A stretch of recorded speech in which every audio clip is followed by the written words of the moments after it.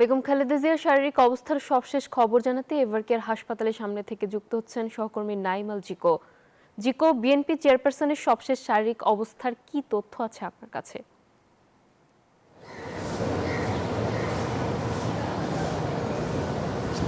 নাফিস, আপনাকে ধন্যবাদ। যেমনটি জানেন যে প্রায় 2 সপ্তাহ ধরে কিন্তু এভারকেয়ার হাসপাতালে ভর্তি রয়েছেন বিএনপি চেয়ারপারসন এবং তিনবারের সাবেক প্রধানমন্ত্রী বেগম খালেদা জিয়া এবং তার আসলে বিদেশে নিয়ে যাওয়ার তাকে বিদেশে নিয়ে যাওয়ার কথাও ছিল, তবে এখন পর্যন্ত কিন্তু ওনাকে বিদেশে নিতে পারেনি। গতকাল যেমনটি ওনার ব্যক্তিগত চিকিৎসক ডক্টর জাহিদ যেটি জানিয়েছেন যে তার শারীরিক অবস্থা আসলে এখন পর্যন্ত যেই দূরত্বটা রয়েছে বাংলাদেশ থেকে লন্ডনের 12 থেকে 14 ঘন্টার এই জার্নিটি আসলে নেয়ার মতন অবস্থায় উনি এখন নেই। এছাড়াও বিমানে হলো কারিগরি ত্রুটি ছিল, সেটিও একটি কারণ, তবে বিলম্বিত হচ্ছে ওনার শারীরিক অবস্থার উপরেই নির্ভর করে।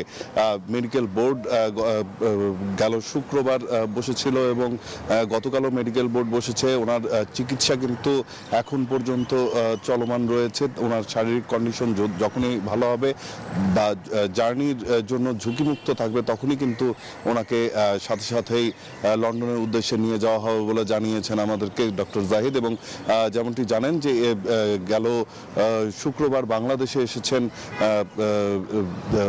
বেগম খালেদা জিয়ার পুত্রবধূ ডক্টর জোবায়দা রহমান। তিনি কিন্তু সেদিন থেকেই, যেহেতু তিনি মেডিকেল বোর্ডের একজন সদস্য, তিনি সেদিন থেকেই কিন্তু মেডিকেল বোর্ডের এই যে মিটিংগুলো আছে সেগুলো সরাসরি তত্ত্বাবধান করছেন এবং বেগম জিয়ার শারীরিক অবস্থার সার্বিক কথা পর্যবেক্ষণ করে দেখছেন। এবং যেমনটি জানানো হয়েছে যে ওনার শারীরিক অবস্থা একটু যদি ভালো হয় সেক্ষেত্রে কিন্তু বাংলাদেশ থেকে লন্ডনের উদ্দেশ্যে উন্নত চিকিৎসার জন্য নিয়ে যাওয়া হবে।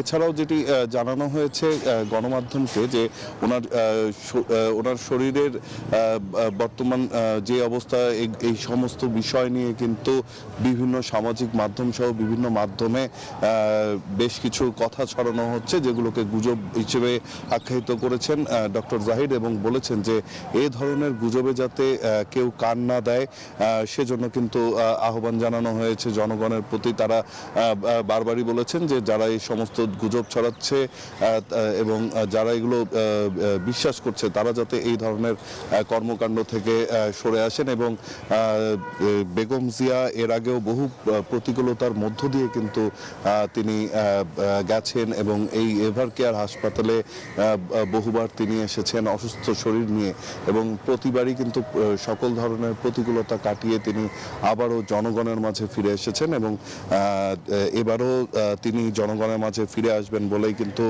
আশা প্রকাশ করেছেন ডক্টর এজেডএম জাহিদ। তিনি বলেছেন যে আবারও বেগম জিয়া জনগণের মাঝে ফিরে আসবেন এবং পাশাপাশি কিন্তু দেশের এবং জনগণের হাল শক্ত হাতে ধরবেন, দলের হাল শক্ত হাতে ধরবেন এবং এমনটাই কিন্তু তিনি প্রত্যাশা করছেন। এবং আমরা দেখেছি যে এখানে প্রতিদিনই সকাল থেকেই দলের নেতাকর্মী সহ উৎসুক জনতারা আসেন, দেশের বিভিন্ন মানুষ আসেন।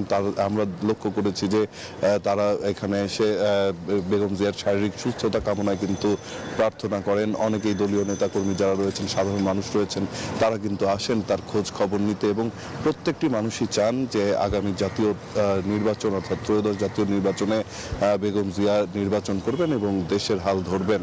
তো এই ছিল এখন পর্যন্ত আমার কাছে এখানকার সবশেষ তথ্য। জিকো, আপনাকে ধন্যবাদ।